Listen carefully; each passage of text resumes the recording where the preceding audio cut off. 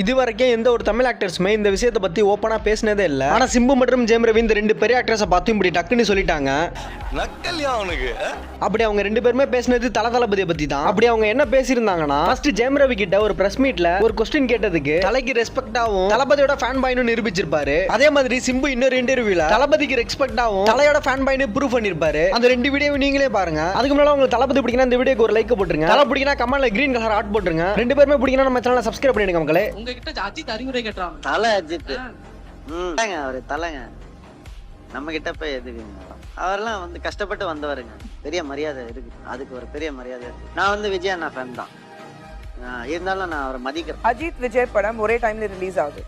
ரெண்டு பேருமே first day first show கூப்பிடுறாங்க. யார் படத்துக்கு போவீங்க? அஜித் படத்துக்கு. விஜய் நான் வந்து பிரதர் மாதிரி என் ஃப்ரெண்டு.